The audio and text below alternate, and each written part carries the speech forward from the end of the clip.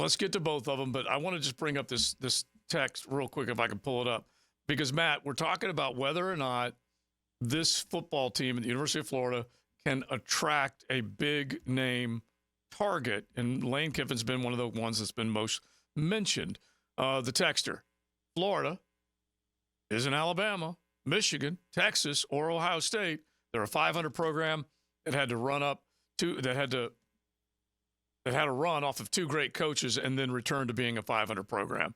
Agree or disagree? Because I don't agree with that. It can be a program that can return to relevance, even greatness, playing for championships with the right hire. Definitely, number one. Number two, I mean, it was a pretty good run, an 18-year run with those two coaches, so that's if pretty you figure good. 12 years with Orr and then 6 years with Herb. Yeah. And then, I mean, you've got patches of, I mean, Muschamp won 11 games. Dan Mullen went to 3 straight New Year's 6 bowl games. Mm-hmm. So it's the point I'm making is it can be done there. There's every advantage at Florida, everything. And believe me, everyone in the SEC realizes that once they get their act together and hire a real coach, there's going to be a problem. Mm-hmm. They all know that. That's the way it's always been at Florida, every single time. Before Spurrier got there, that was the old joke that Florida was the sleeping giant. Yeah, 0 for 57. And they couldn't hire a coach. They didn't get the right coach ever. So they're in a rut right now where they've made some bad hires as a football coach. It's simple as that. So, yeah, the idea is, can you get that coach? Can you get a Lane Kiffin? And if Lane Kiffin doesn't come, and I truly believe that Lane Kiffin will, if he doesn't, then what do? Do you go offer a bag at Josh Heupel? Yeah, I would. I absolutely would. Do you offer a bag at Dan Lanning? Yes, I absolutely would. Okay, jump in, Leon, because I think even wishing for a Josh Heupel that's pie in the sky. Because I do think where he's at, he has resources. He now has created his product, and doesn't have that recruiting base, man. Okay, but here's how I look at recruiting in today's world: it's nationwide. Not like you think. Nationwide. The budget's there. And Leon can test this. Players in this state want to play for teams in this state, but they want to play for the right coach. True. That was Mario's selling point when he came to Miami. The first thing he did when he set foot in Miami, he went to all those high schools, all those big-time high schools down in South Florida, who grew up, who their parents or their uncles were big Miami Hurricanes fans. He said, do you want to be a part of the process of turning this thing around? And he went right knocking on the doors. And a lot of the kids at Miami, have family that loved Miami, and they want to see me, and those kids want to stay in Miami to help turn that program around. Mm-hmm. That's going to have to be the selling point, because it was bad Miami for a very, very, very long time. So Mario was able to get those kids that wanted to be Hurricanes and transfer portal and all this other kind of stuff, but he's got the right kids and the right frame around, and that's the reason why Miami's playing the way they play. Now, it took 2 hard years. Mario's in his 3rd year, but it's good to see that transition right now to where these kids are playing tough, they're playing physical, they're playing with a lot of energy, and that's the way you want it. And they want to play for them. And they want to play for them, absolutely. Which is everything. Yeah, well, I do think that it definitely is possible, but I'm not going to call it Pollyanna, but I do feel like we have seen so much player movement that the whole idea of growing up as a fan or a family rooting and rooted in one school, and that's where you're going to go, son, because that's the team we root for. I just think those days are over, unfortunately. Just take a look at player movement. Take a look at the portal. Take a look at the number of teams one player is playing for over the course of 5 years. He can play for 3 different teams.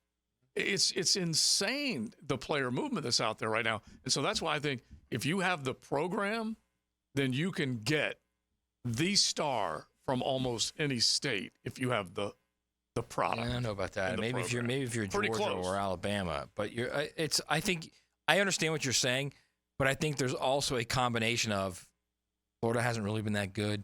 Mm-hmm. Florida State won 19 in a row, but prior to that, what were they? Miami hasn't been that good. I think it's a lot of other teams outside the state taking advantage of football being down in the state. Here's a great example, okay, of what Mario's done. So the recruiting class, the one they just signed, okay, he's got the top, let's see, Miami, Florida, Hollywood, Florida, Tampa, Florida, Fort Lauderdale, Florida, Bluntstown, Lauderdale. Those are Largo. all positives. These are all like he's literally taking that South Florida area and locking it down. Right. And these are all 4- and 5-star guys. LSU can do it in Louisiana. Georgia can do it in Georgia. There's certain ones that can.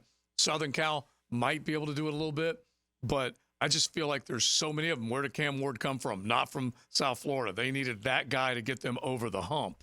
And those types of guys. Yeah, but Dylan Gabriel going to Oregon after playing at 2 other schools gives Oregon a chance. You can supplement with those guys in the portal. Maybe, yeah. But you got to build with the high schools. I mean, Alabama wanted Ruben Bain badly, like was one of their top 3 targets.